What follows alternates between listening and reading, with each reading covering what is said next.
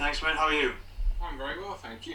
Can I ask you about your Spurs and Wales teammate Gareth Bale? Because there seems to be a lot of talk about is he back to his best? When are we going to see the best of him?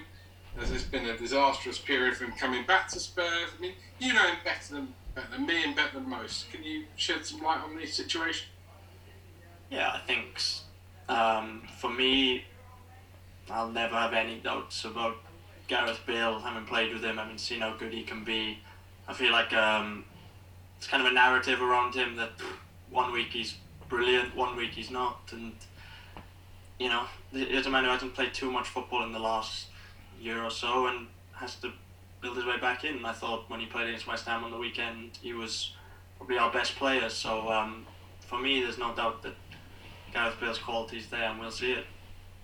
If I could just ask one quick second question as well. We saw from the Prime Minister yesterday a roadmap of life coming out of lockdown and coronavirus, with possibly fans coming back for the last game of the season, but certainly for the Euros. I think as long as it's all safe and clearly been thought through, then as players, that's where we're desperate to get back to, is to see as many people safely back in stadiums as we can. Cheers, Ian. He's in a very defiant mood. How's he been with you, and how's he all been with the squad this week, and what's the prospects? What's going to happen with Tottenham this season? No, it's been great with us this week.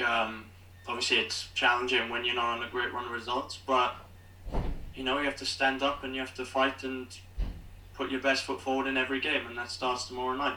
What's gone wrong? Because 2 months ago, you know, you was flying high near the top of the league, and then you've lost to Liverpool and then Leicester, and you've sort of fallen off a cliff. What's happened? Yeah, it's obviously not how we wanted it to go at this stage of the season. We were doing really well, and it hasn't gone the way we've wanted right now. But I think in football, it can be tough at times. You can have tough periods, and you know, we've got to stand up as players, like I said, be reflective on why it's going wrong, and you know, really stand up to the pressure. We know it's not where we want to be. We know the results haven't been what they wanted, but now it's time to try and turn that around. Obviously, anything can happen in the league this season. You're not too far off the top four. A few good results could certainly put you back there. But you get the feeling, given Jose's pedigree in this competition, that this is probably the best chance you have for Champions League football next season. I think it's a clear avenue for us. We want to win this competition, and like you said, given his pedigree and his winning nature, we want to win it. But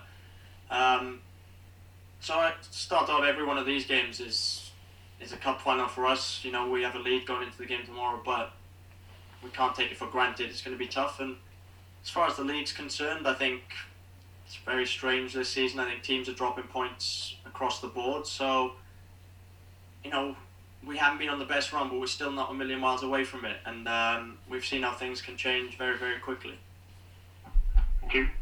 We've just heard from the manager, and he told us something quite interesting, that he took the whole squad straight back to the training ground after the West Ham game to sort of do a debrief of the game rather than letting you all go home. I wonder whether you've ever done that before in your career, whether it's quite helpful in that, you know, you get it out your system straight away, no one's at home dwelling on the defeat and all that. I wondered what you made of that.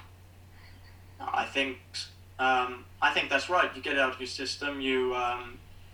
It's not so much a clear the air, but it's an understanding of where we need to improve, what we did well, and where we can go, and what we can learn from each game. I think when you lose games, it's more than anything, it's a chance to learn from it and a chance to develop and a chance to improve where you went wrong. And I think we were able to do that, and hopefully we can show it starting tomorrow.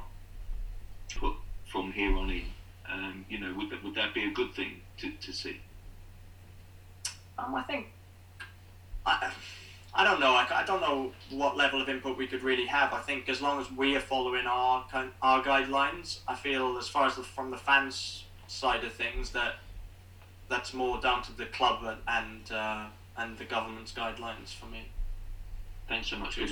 I'm just wondering how important these Europa League games can be for you, especially, you know, last week in terms of morale, a great win there. You know, if you can continue in the competition, it could really sort of rub off in the Premier League, couldn't it?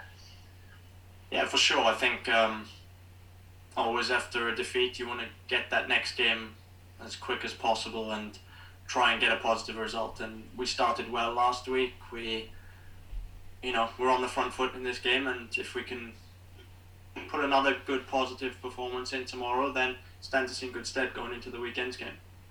Thanks, Ben. No worries. Cheers. I was just wondering whether I could pick up on your question there about sort of Boris Johnson, what he said yesterday, because I think you're correct me if I'm wrong here, but I think you're PFA rep, aren't you, for the dressing room? And I just wondered what those sort of concerns were, because everyone wants to see fans back. Of course we do. You know, it'd be great to see it back for the end of the season. But from a player's perspective, I wonder what those concerns were. We've had sort of spikes before when we've had easing of restrictions.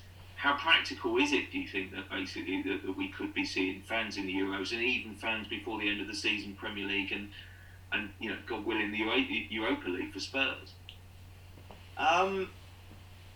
Well, I guess there's two sides to that. Like, from the players' perspective, we are still doing everything that we did at the beginning of when football returned, from the sense of we're socially distanced everywhere apart from on the training pitch. We have to wear masks in every meeting, every dressing room, going into every game. We obviously have to produce negative tests to play. So as far as players are concerned, I don't think that will change anytime soon. I think we'll probably continue to follow those protocols as long as we can. So from our side, I don't think it really makes too much difference what was said yesterday. But I guess from the fan side, as players, you just want them back as soon as possible, and they have to follow whatever guidelines the government has put out in place, and where the stadiums and clubs themselves will be able to adapt to what's being asked of them. This is the first time I've worked under Jose Mourinho, and somebody with his footballing CV and his pedigree in the game, what he's won, it's his way of working, and as players we have to buy into that. And you could have said 2 months ago that we were looking like we were on top of the world. This is football. I think you'll always have different managers, have different ways of working, you'll always have different results and different periods of challenges along the way, and he will set us out the way that he wants to. We have full respect and belief in the way that he's working, and as players it's up for us to stand up really, and we've got to put our best foot forward as best as we can. I just wanted to say, particularly, is he a bit less fiery than everyone perhaps imagined he would be? No, not at all. He's